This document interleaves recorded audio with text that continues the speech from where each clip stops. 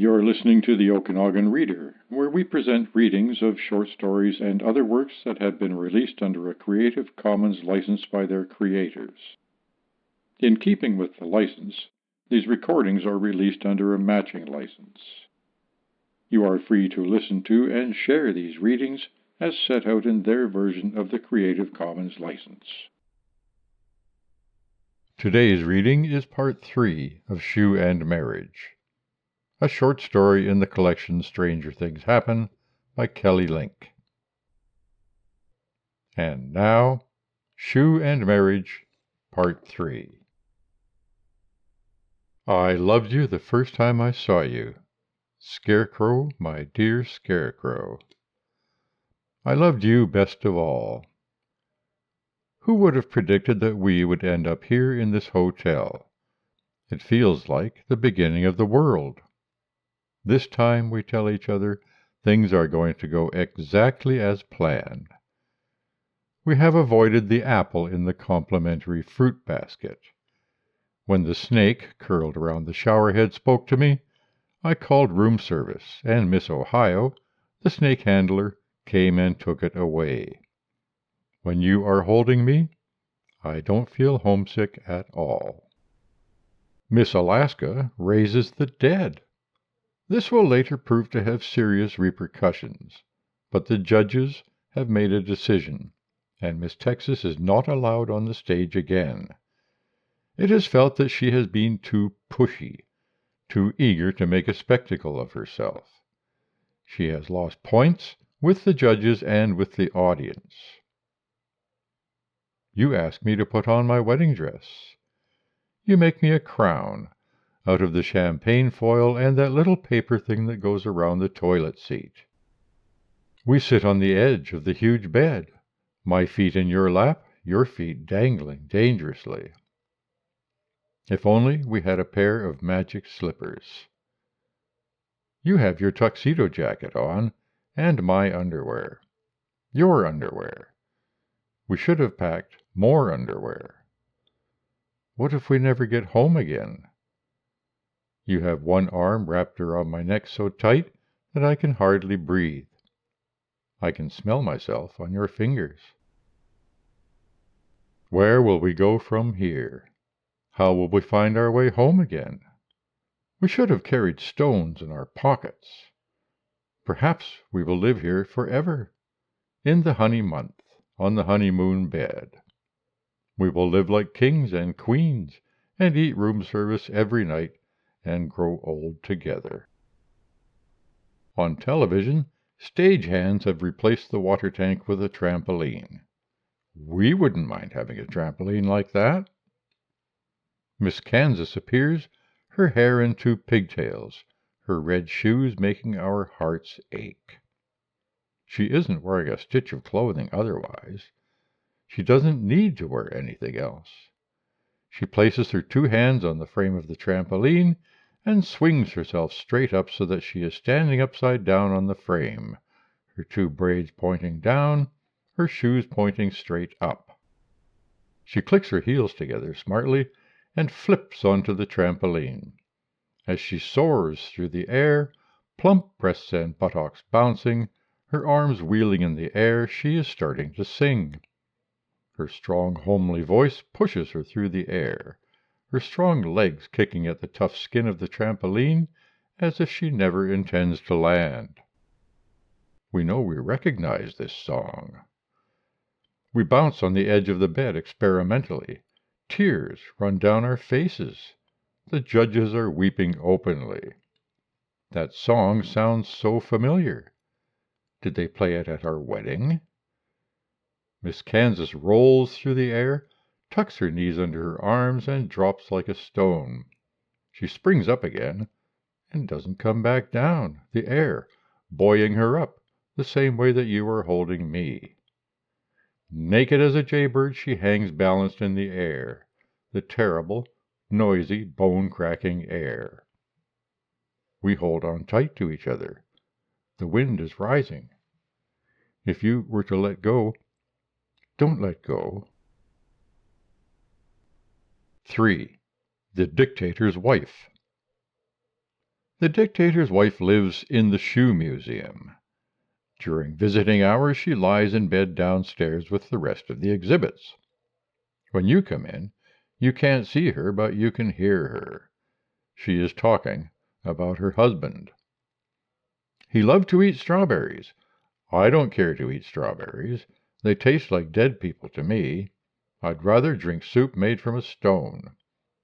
We ate off the most beautiful plates every night. I don't know who they belong to. I just kept track of the shoes. The museum is a maze of cases. Visitors wander through narrow aisles, elbows tucked into bodies so they don't brush against the glass displays. They drift towards the center of the exhibit room, towards the voice of the old lady, until they come upon a bed. Glass boxes stacked up in tall rows hedge in the bed on all sides. In the boxes are pairs of shoes. In the bed is the dictator's wife, covers pulled up to her chin. Visitors stop and stare at the dictator's wife. She stares back, old and fragile and crumbly. It is disconcerting to be stared at by this old woman. In proper museums, you go to stare at the exhibits. They do not stare back at you. The dictator's wife is wrinkly, like one of those dogs. She's wearing a black wig that's too small for her head. Her false teeth are in a souvenir glass beside the bed. She puts her teeth in. The dictator's wife will stare at visitors' shoes until the visitors look down too, wondering if a shoelace has come untied. Another old lady, but not quite as old, lets visitors in. On Tuesdays, she dusts cases with an old silk dress. Admission free today, she said. Stay as long as you like. My shoes, the dictator's wife says to a visitor who has stopped to stare at her. She says this the way some people say, my children. She's got an accent, or maybe her teeth don't fit so well. People don't think about shoes as much as they should. What happens to your shoes when you die? When you're dead, what do you need with shoes? Where are you planning to go? The dictator's wife says, every time my husband had someone killed, I went to that person's family and asked for a pair of their shoes. Sometimes there wasn't anyone to ask. My husband was a very suspicious man. Now and then her right hand disappears up under her wig as if she's looking for something up there. A family sits down to breakfast. The wife might say something about the weather. Someone might happen to walk by and hear the wife say something about the weather. Then soldiers would come along, and the soldiers would take them, husband, wife, children, away. They would be given shovels. They would dig an enormous hole. There would be other people digging other holes. Then the soldiers would line them up, fathers, mothers, children, and shoot them. In this country, you think talking about the weather is safe, but it isn't. Neither is breakfast. I gave soldiers bribes. They brought me the shoes of the people they shot. Eventually, there were so many pits full of dead people in our country that you couldn't lay out a vegetable garden without digging someone up. It was a small country, but dead people take up a lot of space. I had special closets made for all the shoes. Sometimes I dream about those dead people. They never say anything.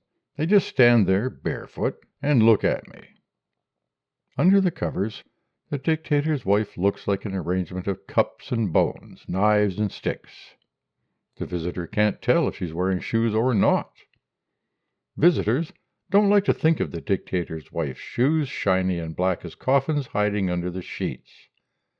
The visitor might not want to think of the dictator's wife's cold bare feet either. And that bed, who knows what's under it? Dead people lined up in pairs like bedroom slippers. The dictator's wife says, when I married him, I was 15.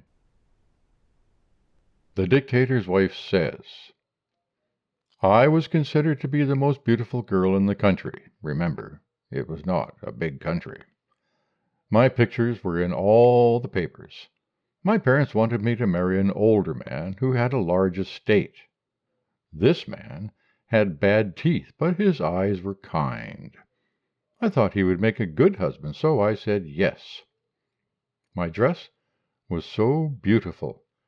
Nuns made the lace. The train was 12 feet long, and I had 24 girls from good families to hold it in the air behind me as we walked up the aisle. The dressmaker said that I looked like a movie star or a saint. On my wedding day, the dictator saw me riding in my father's car. He followed me to the church, and he offered me a choice. The dictator said he had fallen in love with me. He said that I could marry him instead, or else he would have my fiancée shot. The dictator had not been in power for very long. There had been rumors. No one believed them. My fiancée said that the dictator should go outside with him and they would talk like men, or else they could fight. But the dictator nodded to one of his soldiers, and they dragged my fiancé outside and they shot him. Then the dictator said that I could marry him or he would shoot my father. My father was an influential man. I think he believed that the dictator wouldn't dare shoot him. But they took him outside and they shot him just outside the church door, although I was begging them not to. Then my mother said that he would have to shoot her as well, because she didn't plan on living any longer. She was shaking. The dictator looked very disappointed. She was not being reasonable.